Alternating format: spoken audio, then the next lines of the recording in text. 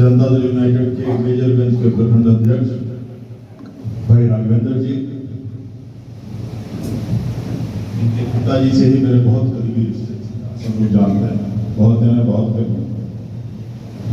यहाँ उपस्थित इस इलाके के नौजवान और लोकप्रिय विधायक, कर्मठ विधायक भाई अनिल राम जी, इंजीनियर अनिल राम जी, जनता दल यूनाइटेड के जिला अध्यक्ष भाई सत्येंद्र कुशवाहा जी,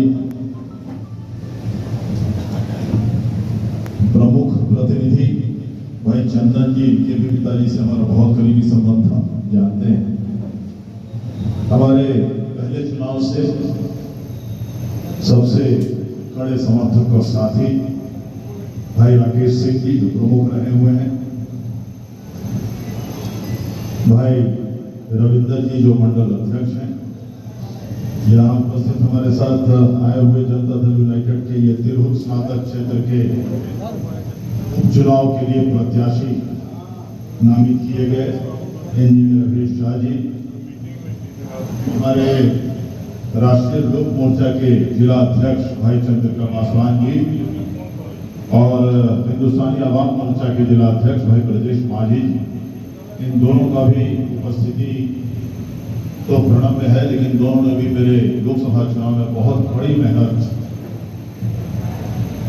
से मुझे सहायता दिया। मैं इन्हें हमेशा धन्यवाद देता हूँ और अभी भी ये लोग अच्छा काम करते हैं। मुझे बड़ी खुशी है देख के कि अपने पार्टी के प्रति पूरी तरह से समर्पित है, एनडीए के प्रति पूरी तरह से समर्पित है।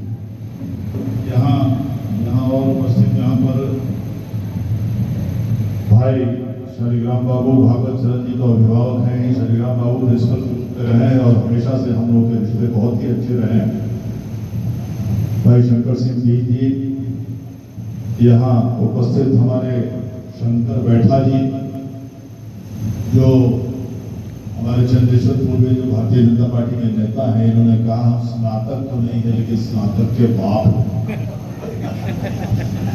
स्नातक रहते तो आप कहते मैं स्नातक हूँ, मेरे पुत्र भी स्नातक, जहाँ बाप आपने यह बता दिया आपकी आप स्नातक नहीं। आपके लोकप्रिय मुखिया यहाँ पर नाइन छपरा के राजू सिंह जी, हमारे शंकर बैठा जी भी बैठे हुए हैं,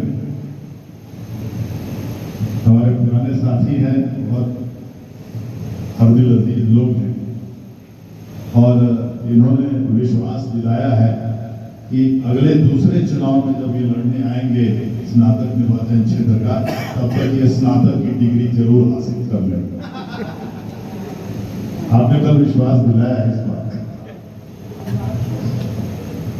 और यहाँ बसे सभी हरद्वार भाई हमारे समता पार्टी के फाउंडर मेंबर हैं, ओरिजिनल, वो बहुत जरूरी है क्योंकि लाखों परिवार उससे प्रभावित हैं और भूखमरी की कगार पर। और दोनों चीज उन्होंने बहुत जोरदार ढंग से अपने भाषण में, गोयका मैदान के भाषण में उन्होंने किया था। और बड़ी खुशी की बात है, आपने देखा यहाँ 1 महीना भी नहीं हुआ है, निरानी समूह है कर्नाटक के, उनसे बहुत दिनों से बात चल रही है। हमने शरद पवार साहब से उनसे बात करवाई।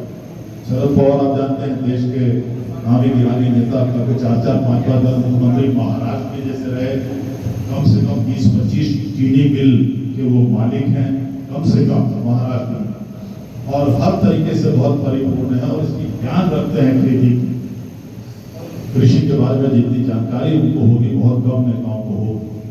तो उनसे हमने बात कराया था, इसलिए उनसे हमने इनसे बात नहीं कराया था, हमने उनसे कहा था हमारे यहाँ चीनी मिल है, ऐसे ऐसे समस्या है।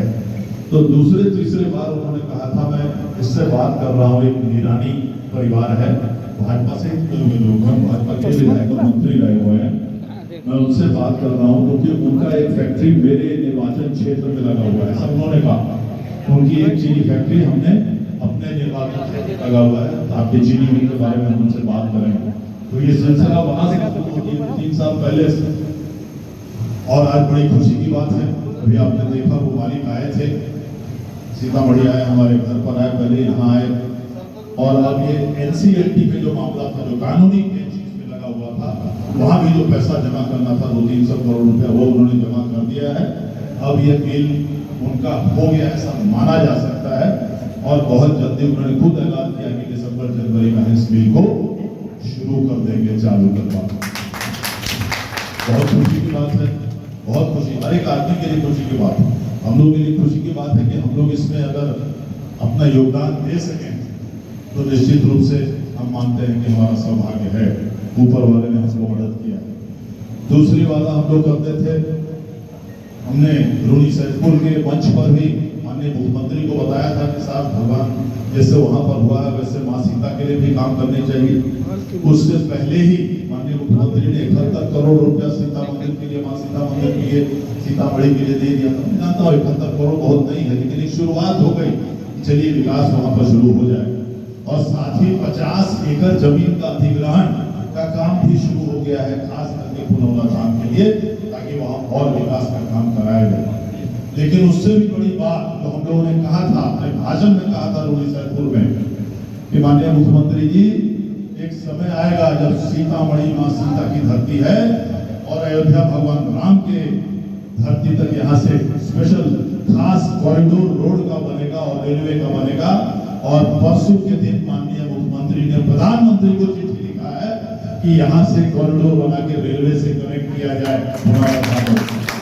सोच सकते हैं मुख्यमंत्री वो भी अपने गठबंधन के, और वो भी नीतीश कुमार जैसे मुख्यमंत्री लिखते हैं प्रधानमंत्री को, तो आप मान सकते हैं कि निश्चित रूप से माँ सीता को, माँ सीता के मंदिर के, माँ सीता की धरती को अयोध्या से डायरेक्ट रेलवे से जोड़ा जाए।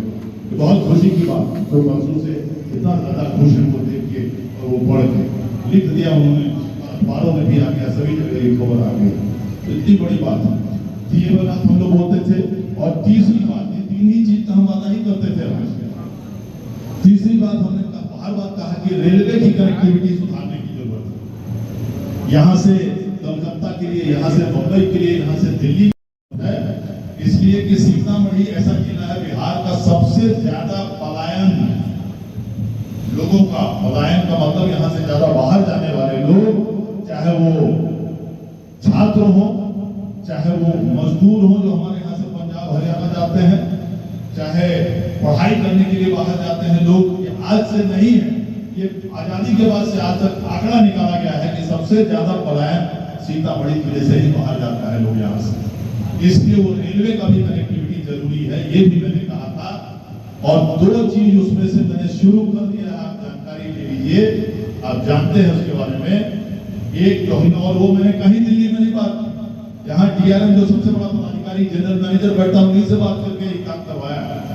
दो चीज शुरू हो गया, दरभंगा से सीतामढ़ी होते हुए पटना सुबह 4 बजे दरभंगा से ट्रेन खुल रही है डेली, सीतामढ़ी होते हुए 7 बजे पहुंचा देती है आपको पटना में। और शाम को आप अपना दिन भर काम कीजिए, शाम को वहां से फिर 4 बजे चलिए और 7 बजे सीतामढ़ी उतर जाइए। ये खुल चुकी ट्रेन लगभग 1 महीना हो गया। यहाँ से कितनी बड़ी खुशी होती है, यहाँ से जो लोग जाते हैं तो वहां उतरते हैं तो सबसे पहले हमारे डेरा पर, पटना डेरा अभी भी मेरा विराजमान है, वहां आते हैं और कहते हैं सर बहुत धन्यवाद, इतना बड़ा काम आपने करा दिया इस ट्रेन का। हम लोग सीधे उसके भोगी अभी आए हैं और उसी ट्रेन से आए, ताकि आपको फिर दिक्कत नहीं। और बस वाले हल्ला कर रहे हैं, बस वाले चिल्ला रहे हैं, हमारे सबके रोजी रोटी खानी बनते हुए, तो बस खाली जा रहा है। बस में उनको पैसा लगता था 300-400 रुपया, इसमें 100 रुपया भी नहीं लगा, तो वो भी शुरू हो गया।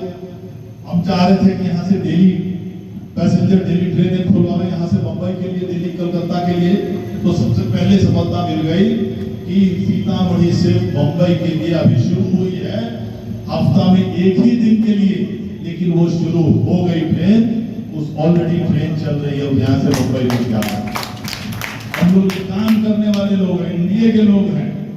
और जानिए जानकारी आपको खाली दे दूं, ये मैंने अपने भाषण में नहीं कभी कहा था, लेकिन मैं गया यहाँ से और 10 दिन के अंदर मैं माननीय सड़क परिवहन मंत्री माननीय नितिन गडकरी जी से मुलाकात की मैंने, जिनसे मेरे आज से नहीं 30 साल से संबंध है। और मैं गया उनके पास, मैंने कहा सर आप मंत्री हैं और मैं सांसद बन के आया हूँ, कुछ तो तोहफा आपसे लेके जाऊंगा। बोले बताओ क्या है? मैंने कहा ये लीजिए मेरी चिट्ठी।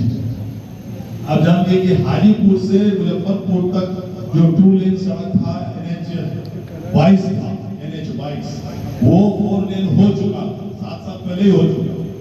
लेकिन मुजफ्फरपुर तक हुआ, मुजफ्फरपुर से आगे दरभंगा, पूर्णिया, सिलीगुड़ी तक हुआ। लेकिन मुजफ्फरपुर से सीतामढ़ी सोनभद्र बॉर्डर अभी तक 2 लेन ही है, 4 लेन नहीं हुआ था। मैंने वही चिट्ठी उनको दी, साहब उसको 4 लेन करना जरूरी है, क्योंकि सीतामढ़ी से बहुत ज्यादा ट्रैफिक आती है, बस की और गाड़ियों के एक्सीडेंट हो रही है। बिहार सरकार में हल्ला करके हम लोगों ने अधिग्रहण 4 लेन के लिए बहुत पहले 4 साल 5 साल पहले ही करवा के रख दिया है। अब खाली 4 लेन पर उसको परिवर्तन करने का अब आदेश निकालिए। आपको जानकर खुशी होगी, तत्क्षण उन्होंने मेरे इस पर आदेश दिया कि 3 दिन के अंदर इसकी संचिका मेरे पास पहुंचनी चाहिए। टेलीफोन लगा के विभाग के प्रधान सचिव को बताया कि साहब ये मैं भेज रहा हूँ, ये कैसे करना है, क्या क्या वो लोग में रहता है, भाई बैग, ये बैग, वो बैग, सारे चीज उन्होंने डिस्कस किया 10 मिनट तक, और कहा तीसरे दिन ये फाइल मेरे टेबल पर होनी चाहिए। और आपको जानकर खुशी होगी कि चौथे दिन